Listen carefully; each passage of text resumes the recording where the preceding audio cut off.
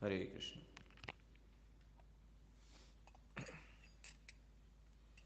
Hare Krishna. So we are reading from Srimad Bhagavad Gita by His Divine Grace Sri Bhaktivedanta Swami Srila Prabhupada, and we are reading from chapter number 6, text number 1, Dhyana Yoga. Shri Bhagavan Vacha Anashritah Karma Phalam Karyam Karma Karoti Yaha Sannyasi Cha Yogi।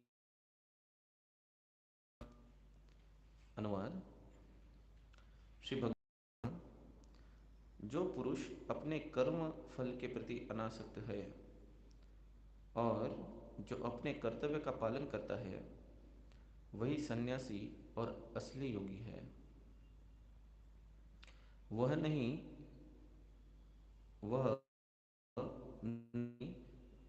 जो न जलाता है और न कर्म करता है।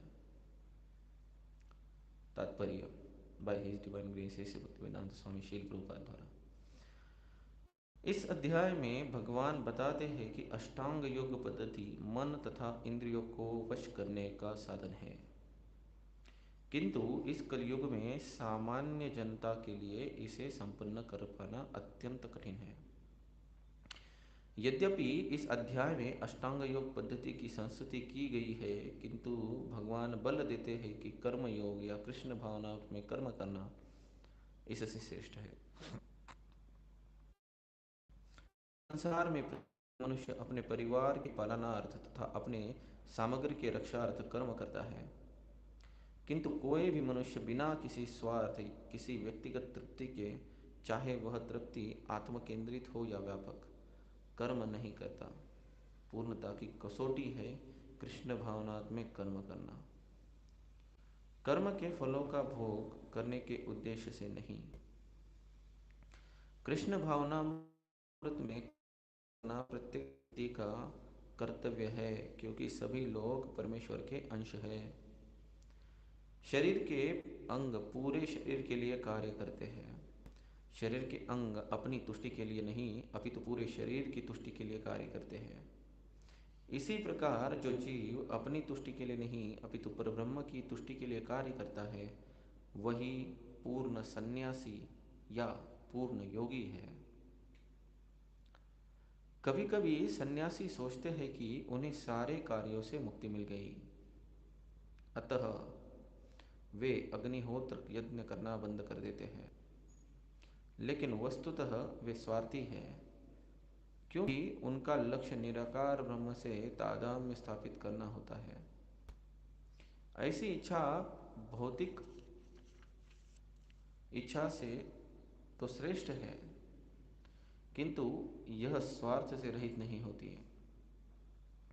इस प्रकार जो योगी समस्त कर्म बंद करके अर्धनिमीलित नेत्रों से योगाभ्यास करता है, वह भी आत्मतुष्टि की इच्छा से पूरित होता है। किंतु कृष्ण भावना भावित व्यक्ति बिना किसी स्वार्थ के पूर्ण ब्रह्म की तुष्टि के लिए कर्म करता है। उसका एकमात्र लक्ष्य कृष्ण को प्रसन्न करना रहता है, अतः वह पूर्ण सन्यासी या पूर्ण योगी होता है। त्याग के सर्वोच्च प्रतीक भगवान चैतन्य महात्मा त्याग के सर्वोच्च प्रतीक भगवान चैतन्य प्रार्थना करते हैं, न धनम न जनम न सुंदरीम कविता वा जगदीश कामये मम जन्मनि जन्मनीश्वरे भवताद भक्तिर अहेतुकी त्वयि। हे सर्वशक्तिमान प्रभु, मुझे न तो धन संग्रह की कामना है, न मैं सुंदर स्त्रियों के साथ रमन करने का अभिलाषी हूँ, न ही मुझे अनुयायियों की कामना है। मैं तो जन्म जन्मांतर प्रेमा भक्ति अहेतु की कृपा का ही अभिलाषी हूँ। हरि बोल। हरे कृष्ण। तो आप सभी का स्वागत है आज शाम के भगवत गीता के क्लास में। और आज जो है हम एक बहुत ही सुंदर श्लोक के बारे में समझने का प्रयास करने वाले हैं, जो हमारे जीवन में बहुत ही ज़्यादा महत्वपूर्ण रोल अदा करता है। तो जैसे कि इस जो अध्याय है इसका नाम है ध्यान योग, है ना। तो भगवान अलग अलग भगवत गीता के अध्याय में देखते हैं कि भगवान अलग अलग योग सिखा रहे हैं। जैसे भगवान ने दूसरे अध्याय में सांख्य योग बताया, भगवान ने तीसरे अध्याय में कर्म योग बताया, फिर भगवान ने ज्ञान योग बताया। अब छठे अध्याय भगवान ध्यान योग बताते हैं, है ना। 12वें अध्याय में भगवान भक्ति योग बताते हैं। तो बहुत अलग अलग प्रकार के जो रास्ते हैं, है ना, उसके बारे में यहाँ पे बात चल रही है। लेकिन शील प्रभुपाद जी जो है वो पहले ही तात्पर्य में स्पष्ट कर देते हैं कि इस अध्याय में भगवान बताते हैं कि अष्टांग योग पद्धति मन तथा इंद्रियों को वश करने का साधन है। हम इस अध्याय में जो अष्टांग योग पद्धति के बारे में पढ़ेंगे वह किसके लिए है? मन तथा इंद्रियों को वश करने का एक साधन है। कभी कभी जब भगवत गीता का तो अलग अलग प्रकार के जो न जाने कितने ऐसे संगठन हैं जो अपना पूरा बल केवल और केवल ध्यान में लगाते हैं, है ना, कि ध्यान करो, है ना। लेकिन वास्तव में ध्यान ध्यान की अंतिम उपलब्धि होती है मन तथा शरीर के जो इंद्रिय है उनको संयमित करने में, है ना। और इनसे क्या होता है, हमारी जो हायर अंडरस्टैंडिंग है ना, उच्च प्रति की जो समझ है वह विकसित होने का सामर्थ्य या उसमें मदद मिलती है। तो इसलिए जो भगवत गीता का गंभीर साधक है, जो प्रभुपाद जी के तात्पर्य को बहुत गंभीरता से पढ़ता है, उसने इस बात को बहुत स्पष्ट रूप से समझना चाहिए कि ध्यान पद्धति जो होती है वह इंद्रिय के लिए यहाँ पे बताई जाती है। अब यहाँ पे जैसे कि भगवान बताते हैं अनुवाद में, जो पुरुष अपने कर्म फल के प्रति अनासक्त है और जो अपने कर्तव्यों का पालन करता है वह सन्यासी और असली योगी है। अब वास्तव में बहुत सारे योगी, बहुत सारे सन्यासी आज के समय में भी अस्तित्व में हैं, जो अपने पूरे जीवन काल में प्रयत्न करते हैं केवल और केवल योग सिखाने के लिए, ध्यान योग सिखाने के लिए, है ना।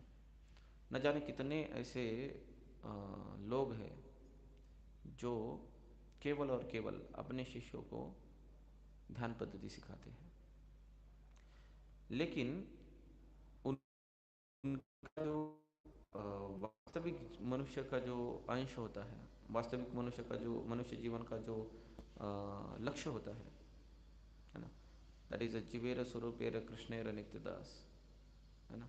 तो ध्यान करने से वह प्राप्त नहीं होता।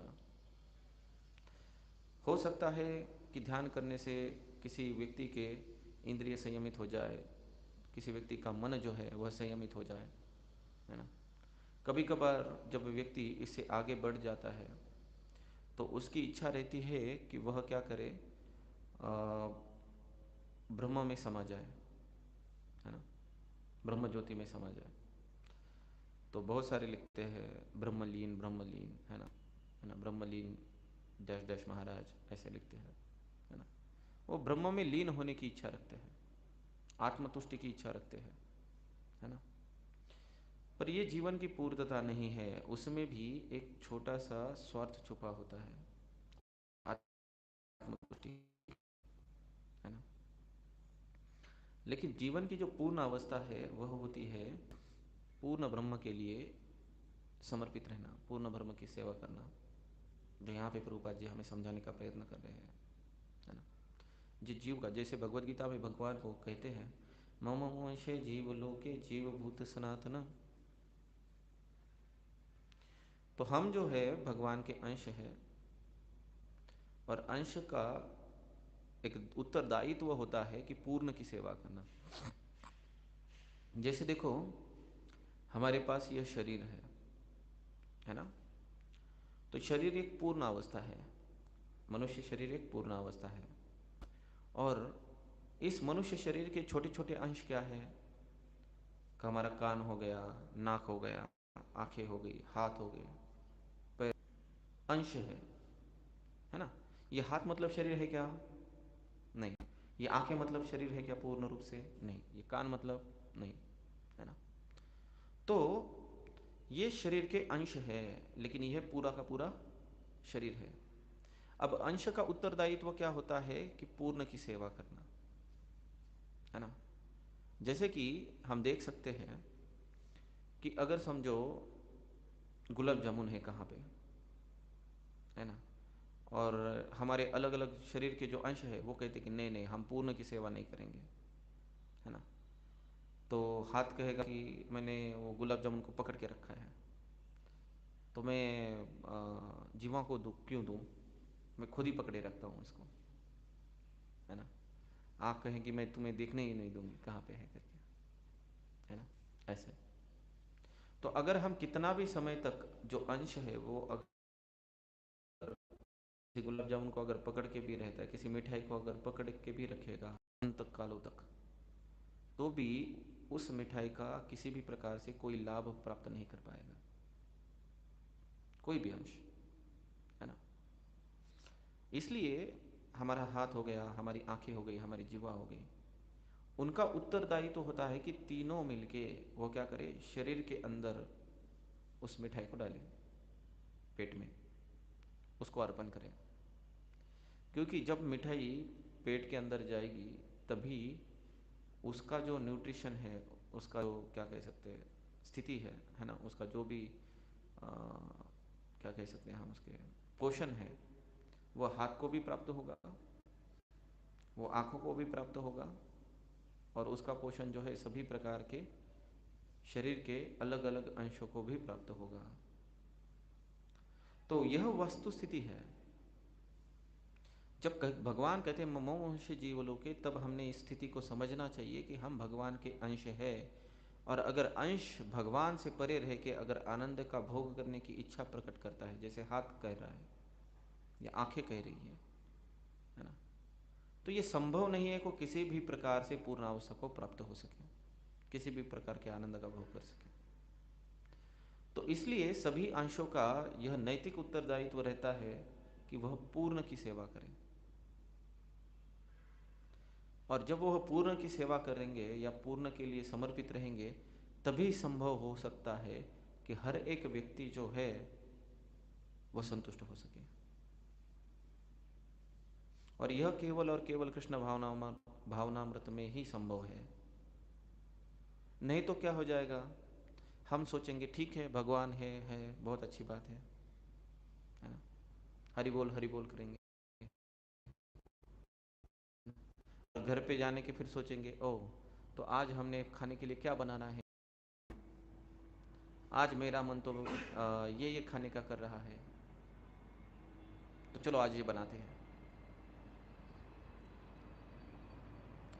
भगवत गीता में बहुत स्पष्ट रूप से कहा गया है, यज्ञ शिष्टा सनस संतो मुच्यंते सर्व किल विषय भुजंते ते त्वघम पापा ये पंचात्म कारणात्। अगर कोई व्यक्ति खुद के जिह्वा की संतुष्टि के लिए अगर कोई अन्न बना के ग्रहण करता है तो वह केवल पाप भक्षण करता है।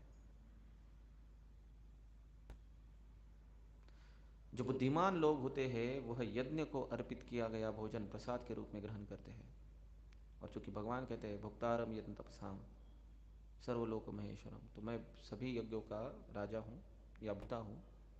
तो भगवान को अर्पण किया गया अगर भोजन कोई व्यक्ति ग्रहण करता है तो इससे बच जाता है। कोई भी अगर व्यक्ति किसी भी प्रकार से अपने कर्मों को इस तरह से करता है जिससे कि उसकी आत्म तुष्टि, यहाँ पे आप देख सकते हैं सटल चीज है कि कोई अगर योगी पूरा जीवन भी इंद्रिय तृप्ति से दूर भी रहे, जैसे ध्यान योग का पालन करते हुए अगर कोई व्यक्ति जो है वह मन और इंद्रियों से अगर दूर भी रहता है जीवन भर, तो भी उसके मन में एक छोटा सा स्वार्थ रहता है कि मुझे ब्रह्म ज्योति में विलीन होना है, आत्मतुष्टि करनी है, आत्मानंद को पाना है ना। जीव का जो स्वरूप है ना सच्चिदानंद विग्रह, उसको तो भी उसको पूर्ण रूप से सन्यासी या पूर्ण रूप से योगी नहीं कहा जा सकता भगवान की तरह से कहते हैं, है ना। जो वास्तविक स्थिति है हमारी, उसी में अगर हम रहे तो ही संभव है ना। जैसे कि अगर कोई बहुत अमीर माता पिता है और उनकी कुछ संतानें हैं दो चार, तो संतानें माता पिता का अंश होती है ना। अब वो संतानें बोलेगी माता पिता का क्यों सुने हम, है ना, हम अपना अपना हम समर्थ है, हम अपना अपना देखेंगे, है ना। तो क्या हो जाएगा, उनको वास्तविक जीवन में आके उनको क्या करना पड़ेगा, स्ट्रगल करना पड़ेगा, आनंद के लिए मेहनत करनी पड़ेगी। अगर इससे अच्छा है कि वह जो है वह अपने संपत्तिवान जो ऐश्वर्यवान जो माता पिता है अगर उनकी सेवा भी करते हैं अगर पूर्ण समर्पण से, तो आगे जाके वो जो पूरा का पूरा ऐश्वर्य उनका ही होते रहे हो सकता है। तो इसलिए बुद्धिमान व्यक्ति जो होता है वो तुरंत प्रभाव से अपने वास्तविक स्वरूप को समझ के अपने सभी प्रकार के कर्मों को तुरंत भगवान श्री कृष्ण के सेवा में लगाता है। जिनको आध्यात्मिक सेवा करनी है उनके लिए भी, और जिनको भौतिक प्राप्ति चाहिए वह भी बुद्धिमान व्यक्ति, क्योंकि उनको पता है कि हम लक्ष्मीपति की सेवा कर रहे हैं, है ना। उनको पता है कि जो माता पिता है हमारे वह कितने धनवान है ना। संजय भी कहते हैं यत्र योगेश्वर कृष्ण यत्र पार्थ धनुर्धर तत्र श्री विजयो भूति ध्रुवा नीति मतिर्मम, है ना। तो अगर कोई व्यक्ति भौतिक भी इच्छा रखता है, अगर अर्थ अर्थार्थ ज्ञानी जिज्ञासु अर्थार्थी भी है कोई, लेकिन वह बुद्धिमान अगर है तो वह अपने जीवन का सभी प्रकार के जो कर्म है वो केवल और केवल भगवान कृष्ण के संतुष्टि के लिए, भगवान कृष्ण की संतुष्टि के लिए कार्य करता है। अगर अगर ज्ञानी है ना, उसमें जीवन को भौतिक अभिलाषा अगर है नहीं उसके पास, वह भी ज्ञानी व्यक्ति, वह भी बुद्धिमान व्यक्ति जो होता है वह भी केवल और केवल, ये उसका आगे का स्तर है ना, भगवान की सेवा की अभिलाषा रखता है। और ये जो वह जीवन की परम सिद्धि है ना। तो इसलिए यहाँ पे प्रभुपाद जी कहते हैं कि इसी प्रकार जो जीव अपनी तुष्टि के लिए नहीं अपितु पर ब्रह्म की तुष्टि के लिए कार्य करता है वह पूर्ण सन्यासी या पूर्ण योगी है। वास्तविकता में कभी कभी हम सन्यासी या योगी के बारे में समझ ही नहीं पाते कि किसको सन्यासी कहा जाए। अगर कोई व्यक्ति केवल भगवे वस्त्र पहनता है, भगवान बताते हैं आगे भगवत गीता में, और सभी प्रकार के कर्मों को छोड़ के कुछ अन्य चीजें करता रहता है, लेकिन अगर उसके मन में भोग की अभिलाषा है तो उसको हम सन्यासी नहीं कह सकते।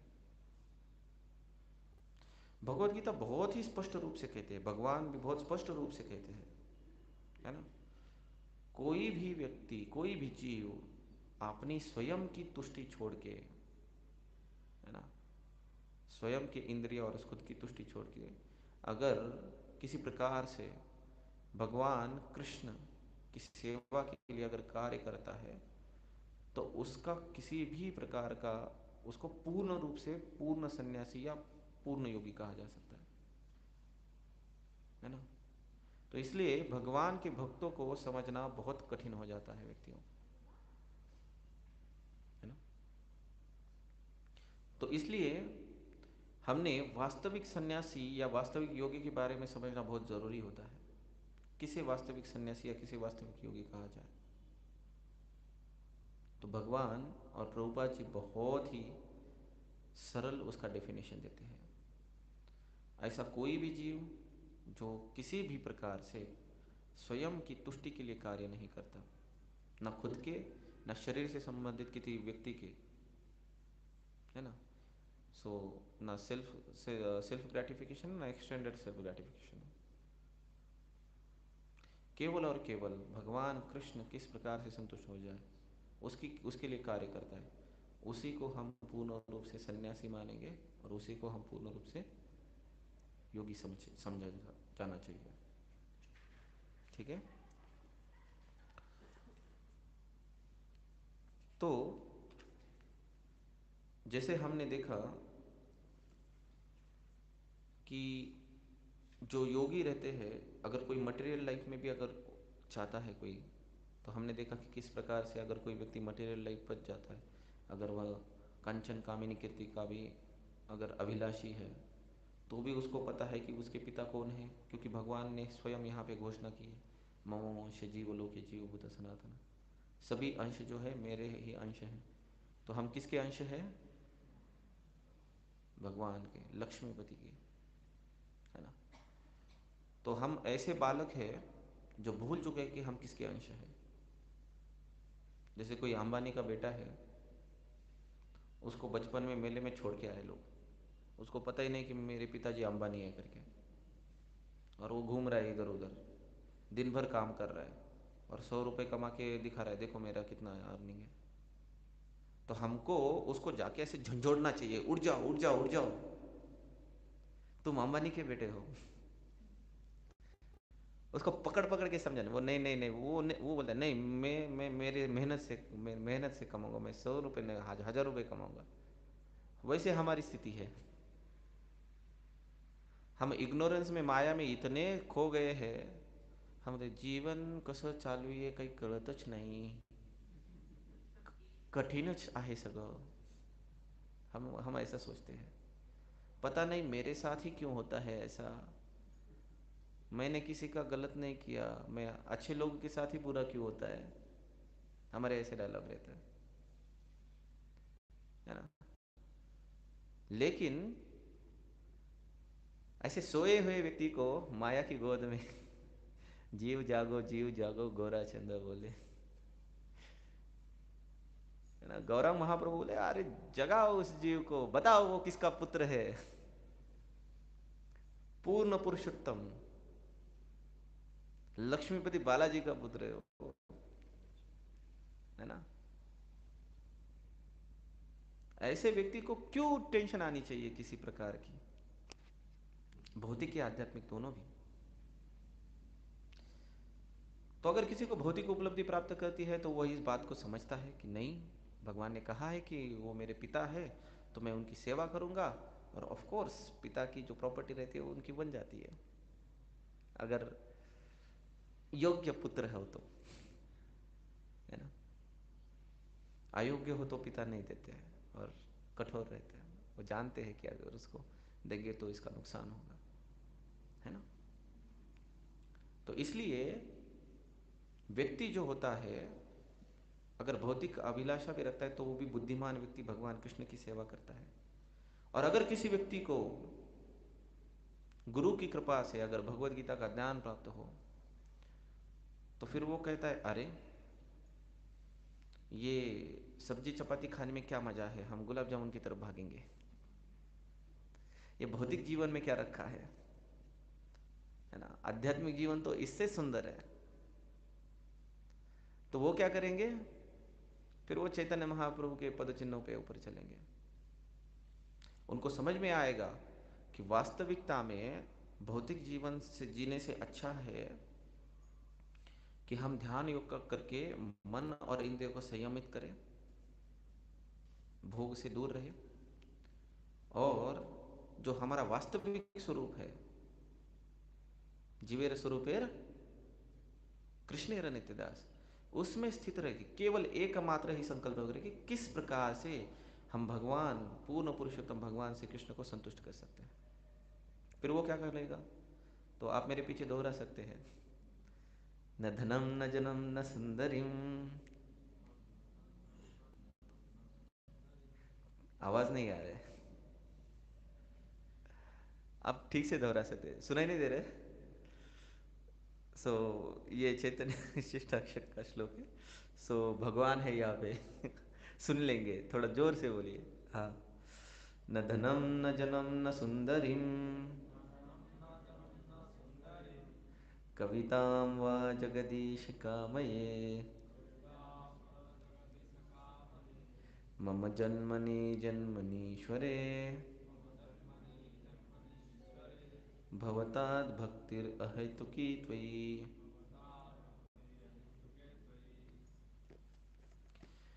तो जो ज्ञान प्राप्त किया हुआ जो सर्वोच्च व्यक्ति है, जब उसको पता चलता है कि आध्यात्मिक जीवन सर्वोच्च स्थिति है, तो भगवान से प्रार्थना करता है, न धनम न जनम न सुंदरीम। ना मुझे धन चाहिए, ऐश्वर्य, ना मुझे जन चाहिए कि चार लोग मुझे पहचाने कि मैं कौन हूं, न सुंदरीम, है ना, माता जी के लिए सुंदरा, ठीक है। कवितां वा जगदीश कामये मम जन्मनि जन्मनीश्वरे जन्म जन्मांतर भवतात् भक्तिर अहेतुकी त्वयि। केवल और केवल आपकी प्रेममयी सेवा चाहते हैं, है ना।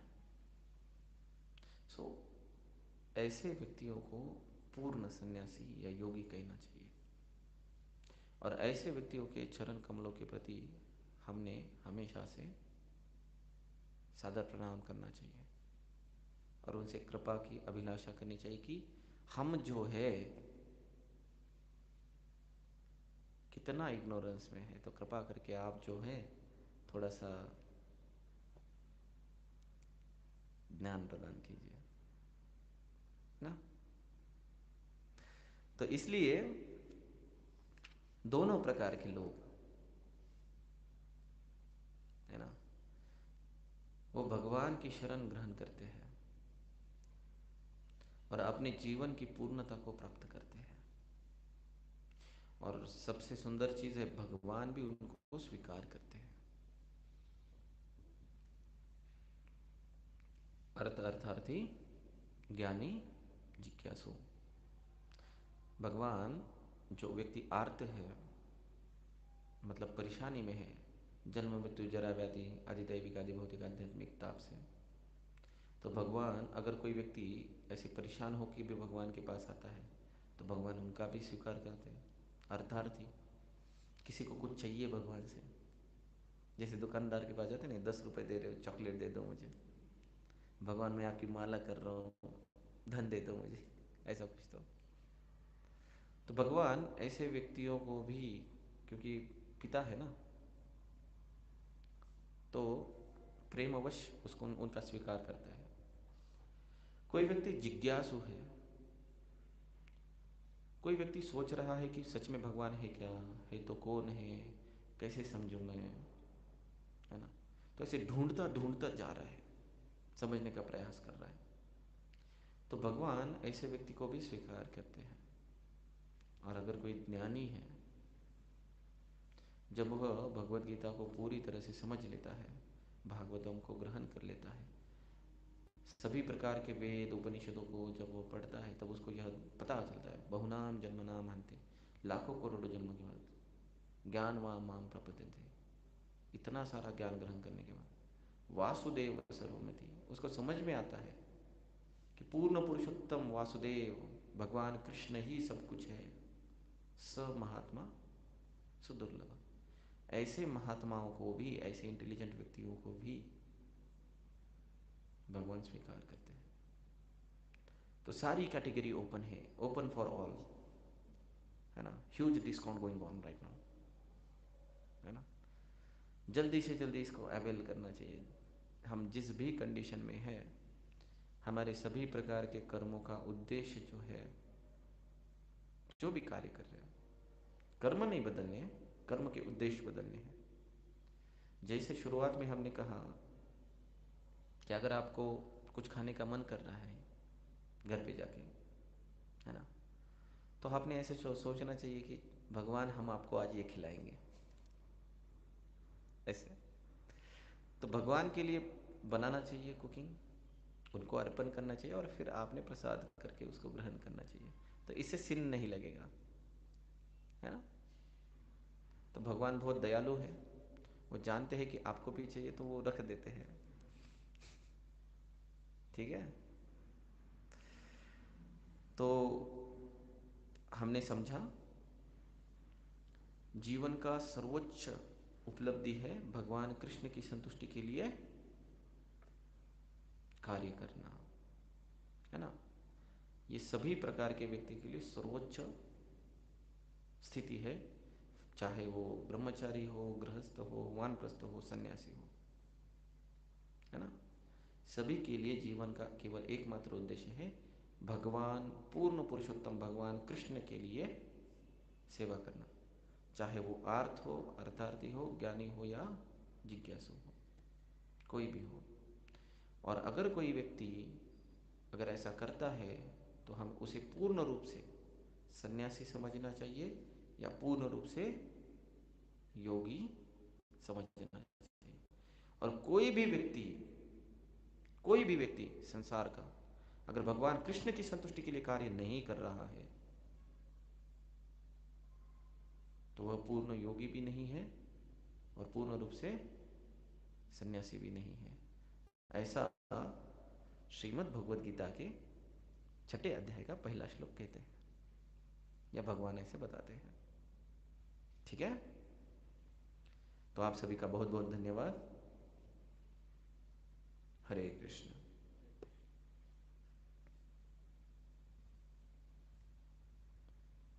ठीक है प्रभु।